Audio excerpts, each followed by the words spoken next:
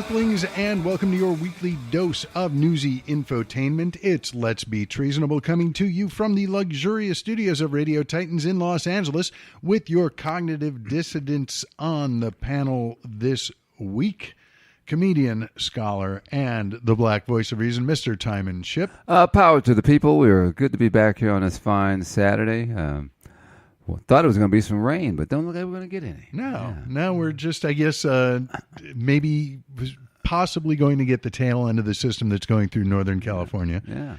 And as long as we're doing weather report, if you are in Southern California, due to weather conditions, there is a high surf alert at the beaches. So if you're going to the beach this weekend, be on the lookout for high surfers. With that advice, I am Dr. David Robinson. It just doesn't get old. No. And as always, we are also joined by our invisible extra panelist, Mr. Will Durst, with this week's Burst of Durst. Hey guys, Will Durst here with a few choice words about the Donald Trump circus, which also goes by the name of the presidential cabinet. It's a wacky, big-top spectacle full of tightrope walkers, ethical contortionists, trained animals, and logic jugglers. And don't forget the clowns. Lots and lots of clowns. All choreographed by the Golden Canopy acting as ringmaster, who prides himself as an expert in distraction, which may be the reason why the cast changes faster than free beer disappears at a frat party celebrating a homecoming win over Auburn. Just in the last month, cabinet circus performers are being replaced at a rate that would shock an assistant manager on the graveyard shift at McDonald's. John Bolton is in as the new strongman.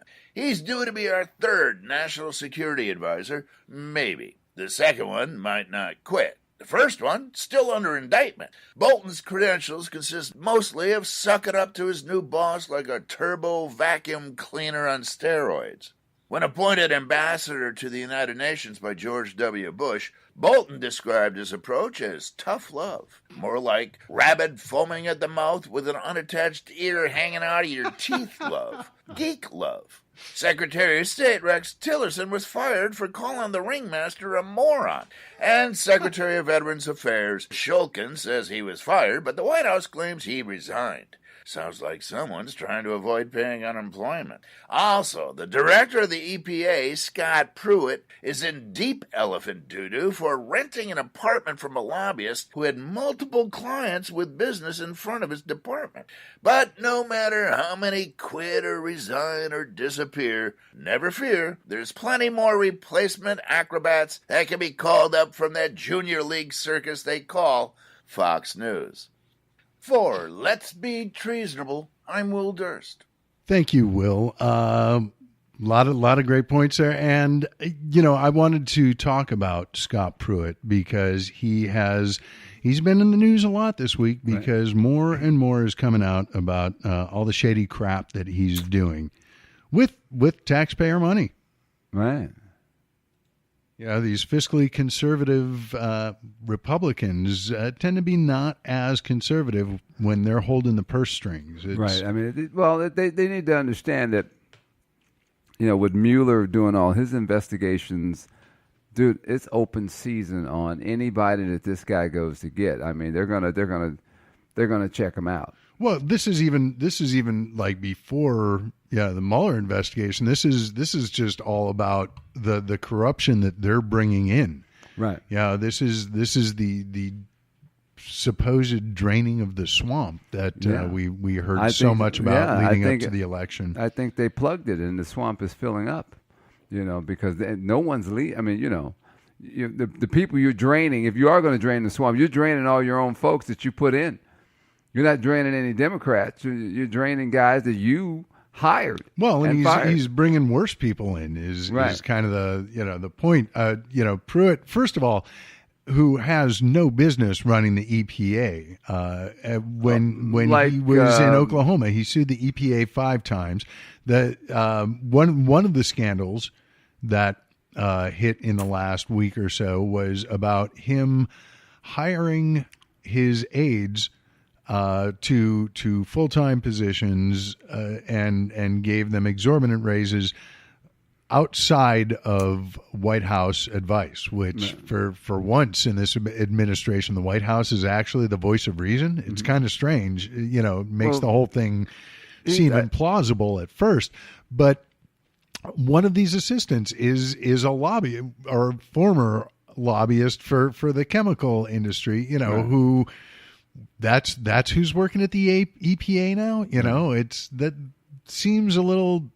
Well, that's what they do, though. I mean, think about it. Everybody in Congress, they eventually, once they leave, go and work for the enemy. And this is bringing the enemy right into the hen house, and not just a lobbyist against the EPA. Right. Right. I mean, and that's what happens. They eventually, these are the type of people. I mean, right now, one of the biggest problems, and Washington's always have. They went from having maybe 5 or 10 lobbyists. You got 200 lobbyists, all working for either major law firms, or they're working for major chemical companies, or they're working for and they're lobbying to get things pushed through for their companies. Nothing to do with the American people. The American people are just just the shareholders. Yeah, or you can say they're the slaves of our society, because they just did a survey that of all the billionaires that were in the United States in 2017, they could have gotten rid of all the poverty in the world.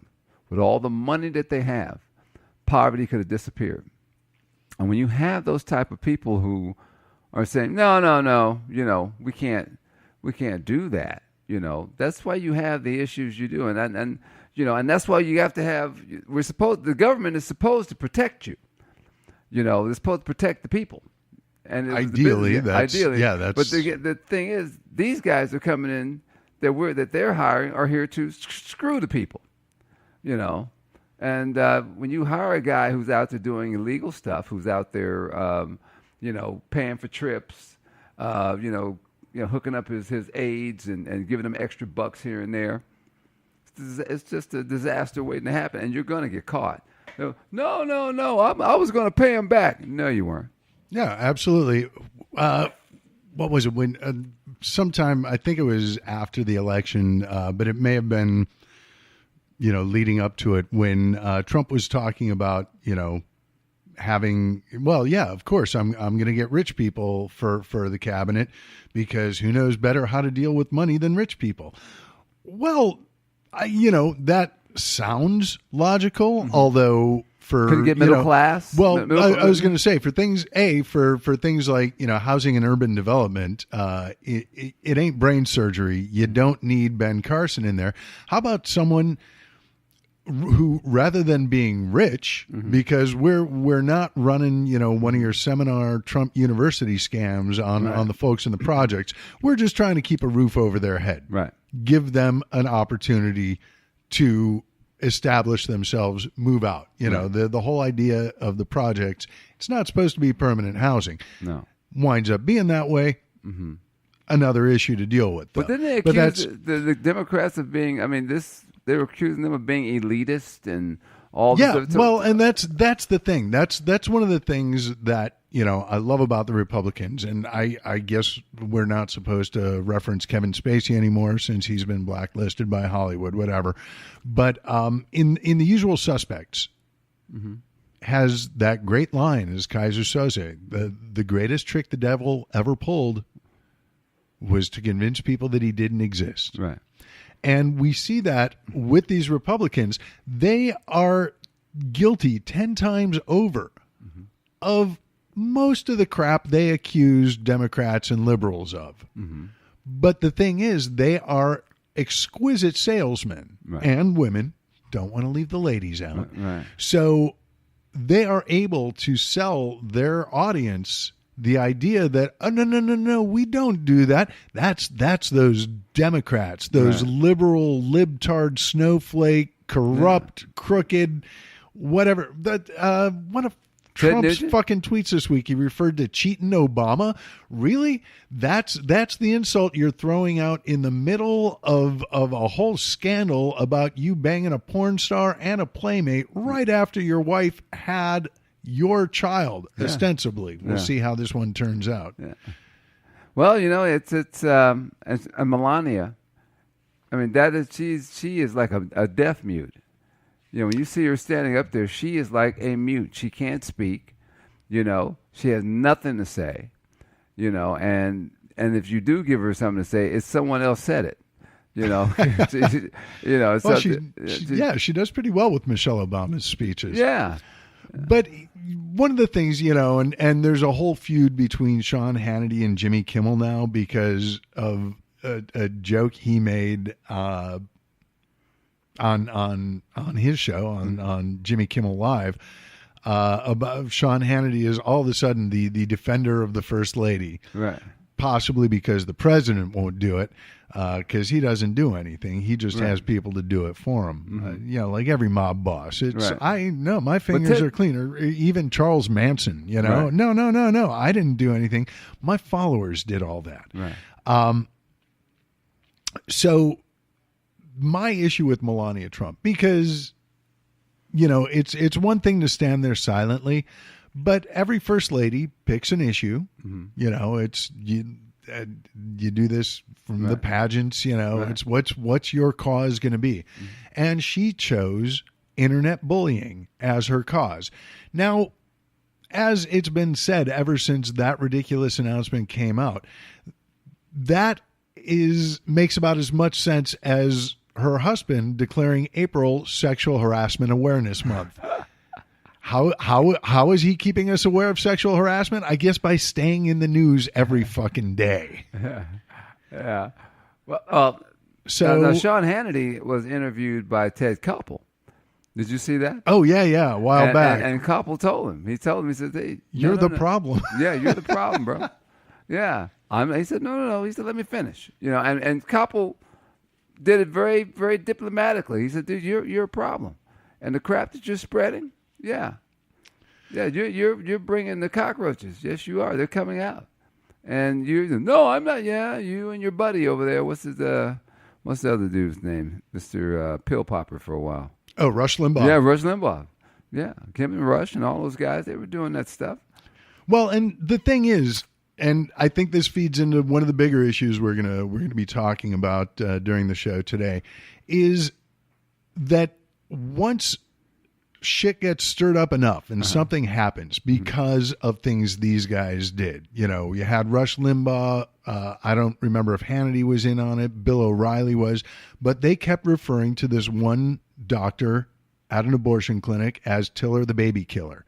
And what happened, 6 months, a year after they had started harassing this guy, someone goes into church and shoots him on a Sunday morning while he is in church. Right.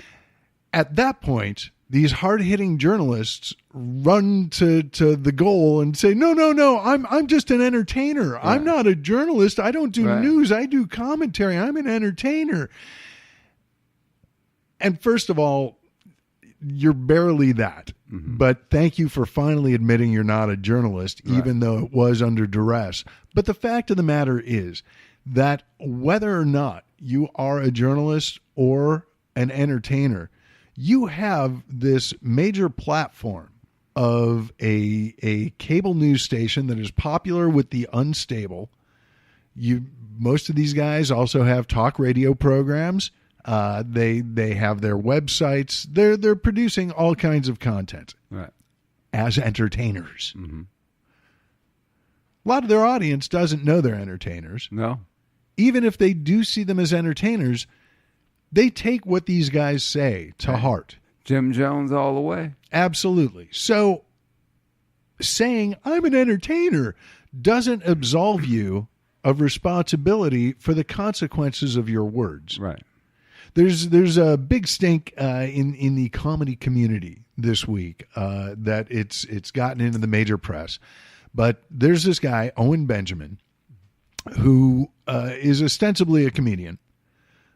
I looked at his Twitter stuff before Twitter